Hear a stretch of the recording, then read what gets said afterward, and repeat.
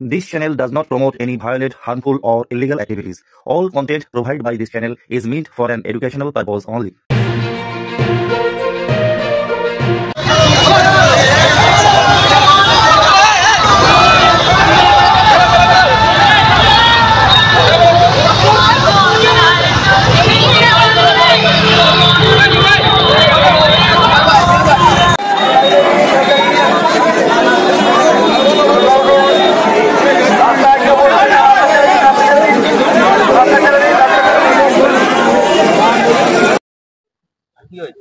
হ্যাঁ, সাংগ্রাইল এলাকায় একটা 6 বছরের শিশুকে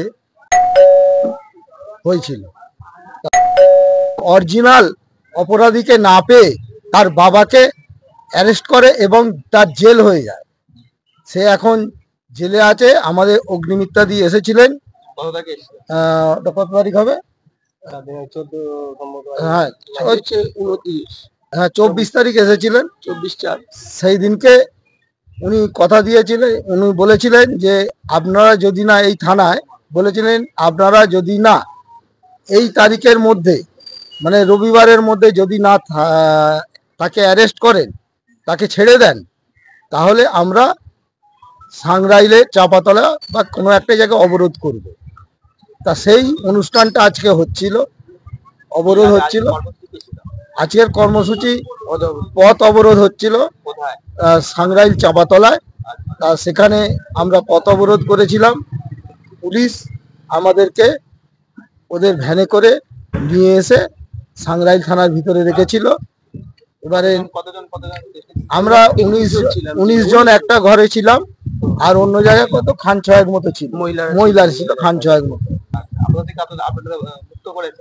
হ্যাঁ, আমাদেরকে নাম, ঠিকানা, ফোন নাম্বার এবং অ্যারেস্ট মেমোতে সই করে আমাদেরকে আপাতত মুক্তি দিয়েছে। আগামী দিনে এই আন্দোলন আরো তীব্র থেকে তীব্রতর হবে। এই জন্য যে আমরা যেটা চেয়েছি সেটা পুলিশ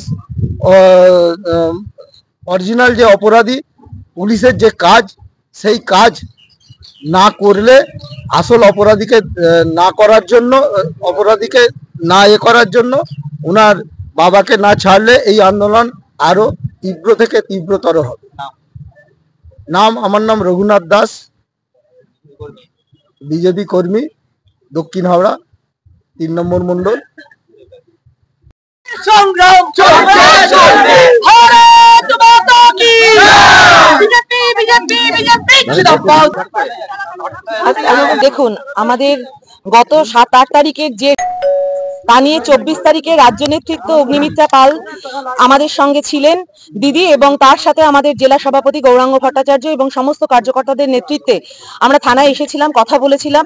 রোববারের মধ্যে উপযুক্ত যারা দোষী তাদেরকে অবিলম্বে অ্যারেস্ট করতে হবে, এই আমাদের সব থেকে বড় আগের প্রথম কথা ছিল।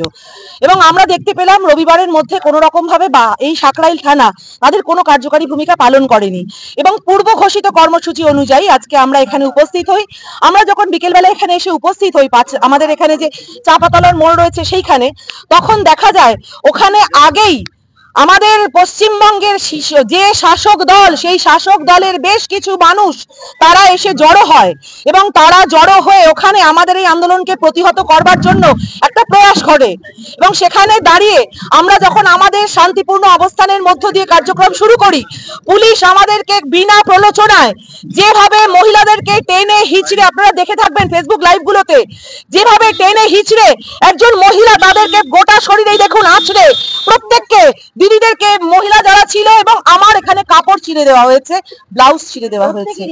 এই রকম ভাবে জামা কাপড় ছিঁড়ে চুলের মুঠি ধরে আমাদেরকে থানার গাড়িতে তোলা হয়, আমরা এজ এ কোনো বর্ন ক্রিমিনাল এইভাবে। এবং সব থেকে দুঃখের, এই ছোট্ট একটি ভাই আমাদের কার্যকর্তা, তিনি যখন এই আন্দোলনটিকে ভিডিও রেকর্ড করছিলেন তার ফোনে, তখন থানার ভেতর ঢুকিয়ে এই থানার যিনি সেকেন্ড অফিসার মিস্টার ইন্দ্রজিৎ বাবু, তিনি এর গালে চড় মারে এবং পেটে লাথি মারে, এবং সঙ্গে সঙ্গে এবং চুলের মুঠি ধরে, এবং ফোনটাকে নিয়ে মাটিতে ফেলে ভেঙে দেয়, এবং থ্রেট করে যদি বাইরে বেরিয়ে এই কথা ভিডিও কোনো রকম ভাবে মিডিয়ার সম্মুখে বা বাইরে বলা হয় তাহলে ওকে গুলি করে দেওয়া হবে।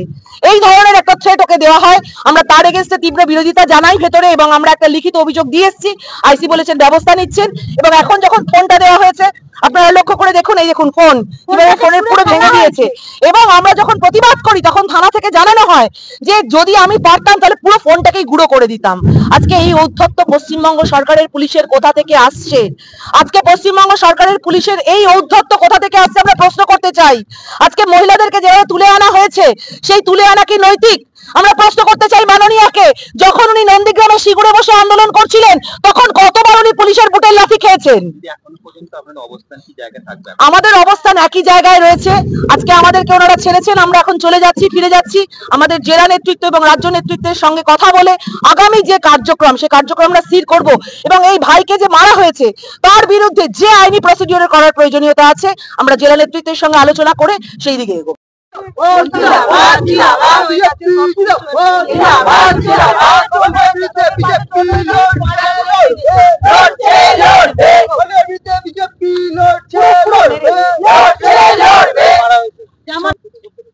ছোট বাচ্চাটাকে বুঝতে পারছেন?